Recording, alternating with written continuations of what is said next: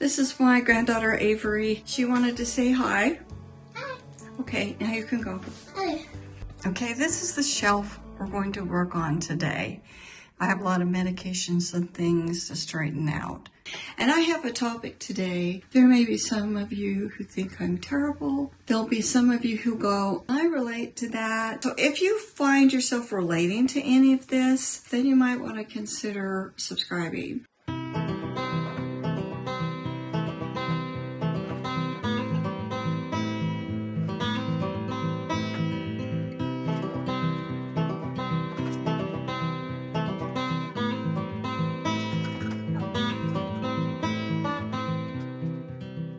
A few years ago, a number of years ago, it was quite a while ago, I went through this is where all the medicines were, and I got these containers. I bought them from Amazon and kind of filed everything per topic or illness type. This is worked out really well. I should have a damp cloth so I can wipe these off. Let's see. Oh, I need a garbage can. Oh, okay, I've got the garbage can. Because I know there's going to be some garbage in here. I'm going to start with this one. Ooh, this doesn't have a lid. I don't know how the lids disappear. So the topic, and as I said, I haven't talked to my husband about it because it has something to do with him. I'm quite embarrassed about it. It took me a long time to figure out, first of all, what was going on, and then longer to figure out why it's going on. Where I'm stuck is how do I break this cycle? Because sometimes this thing actually needs to happen. Okay, let me just get to it. I don't know how to say it without humiliating myself. Okay, I have fallen into the habit of being too tired to cook dinner. And sometimes I actually am too tired. And sometimes I am tired mentally, or it's like pushing through still the thought of me getting up, feeling overwhelmed with what are we going to cook? What would I cook? Just the process seems overwhelming. You're probably going, well, why is that so weird? So let me explain what I figured out about how this happened. My mom, bless her heart, I love her with all my heart. I hate saying anything that's critical of her anyway. Oh, I just realized I have something that can go in here that would be good. I have some of this. No, that's not it.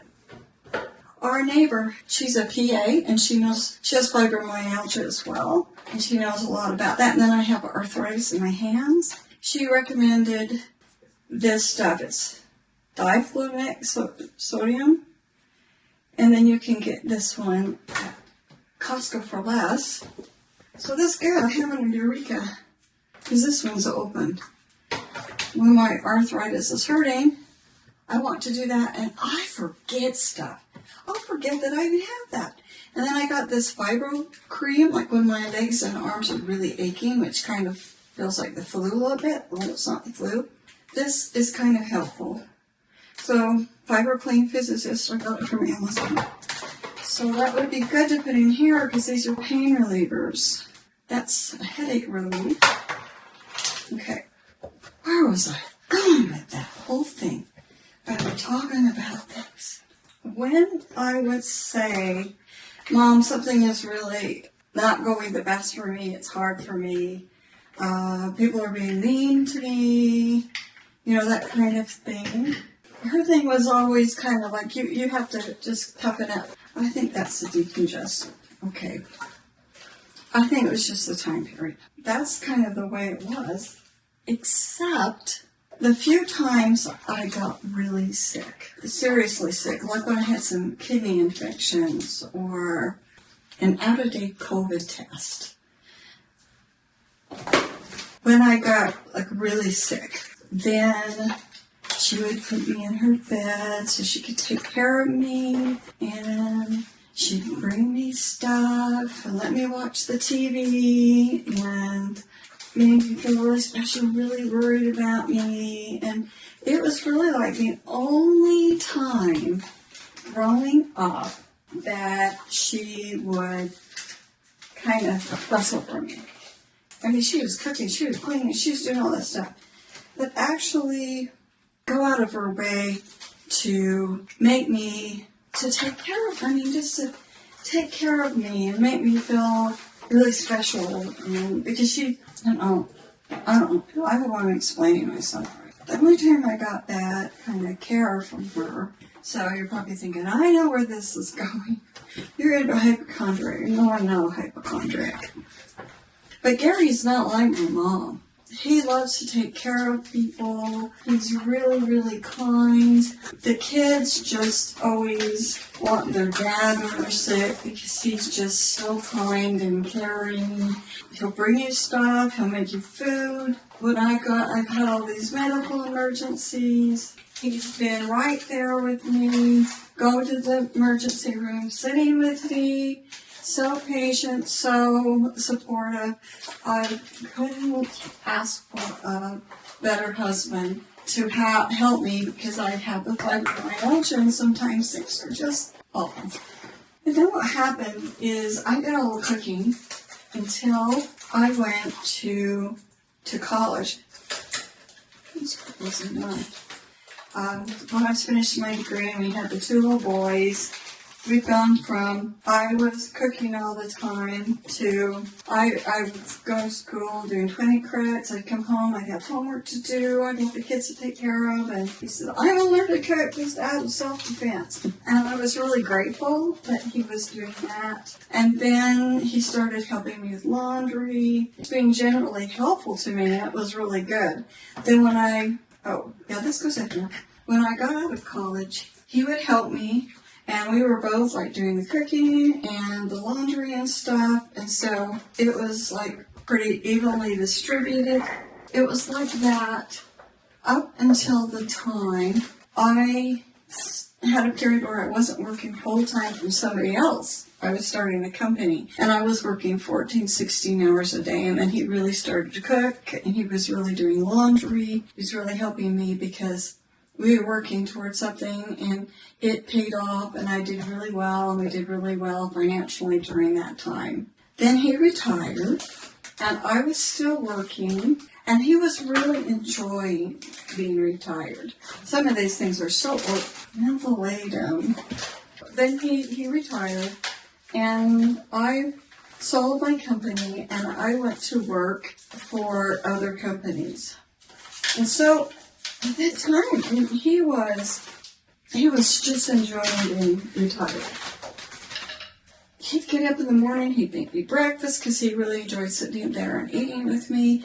I'd come home for lunch and eat leftovers or something, and he'd sit there and eat with me, and he really enjoyed that. And then he'd always have dinner ready when I came home so that we all could sit down as a family, and really enjoyed that.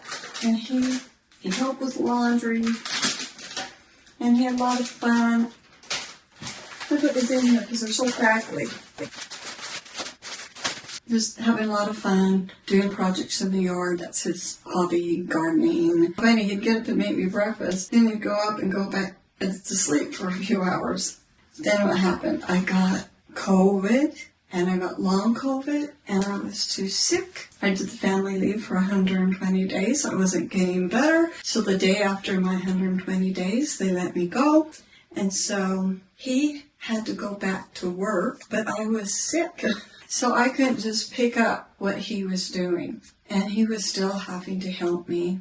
But things were getting done. The house was getting just so dirty. And I just didn't have it in me. And he was working for the company I worked for, and it's not ideal down there. They're really picky, kind of critical, and he just struggled, and it was kind of miserable. And he stopped participating, except he'd still live in the yard, and I couldn't pick it up. I mean, I was doing what I could do. I was doing the best I could. I had to do laundry because I had to have clothes, so I was doing that. But it was a really rough period, and you can see that on my channel, that it was really, really rough. He would make dinner because he needed to eat too. Okay, so I went through this period where I really needed help, but I just was in my room day after day, miserable. I was going to that therapist who taught me the DOTS method about maintaining my energy, and he taught that to Gary so Gary would understand this is a real thing, which really helped.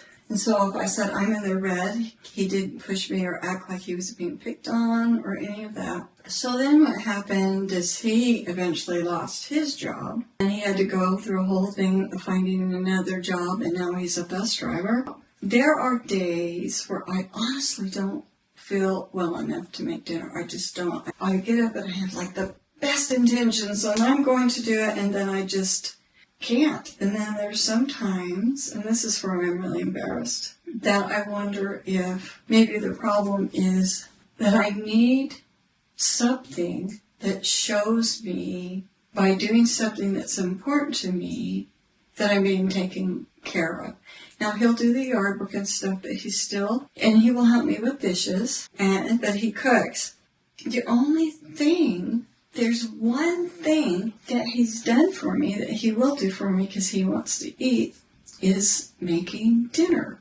I could do it so much better. I would use our vast store of food, which he built up. When I was working, he went on a prep jag, and we have a food storage room downstairs. We have all these grains, and we have so much because he was preparing for a nuclear war or something. I don't know, but it needs to be used, and he has ADD and he forgets what we have. And I would be so much better about it and planning it out and actually using it if I can get past this thing inside me that's stopping me.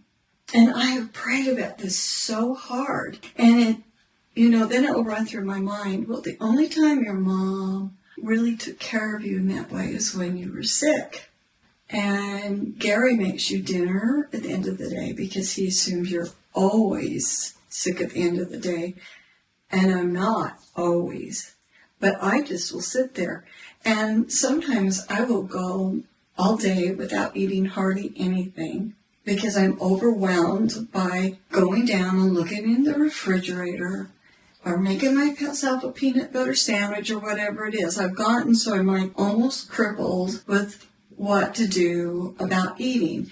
And then there for a while I was keeping like candy and snacks and stuff up here. All that resulted in is I gained 5 pounds.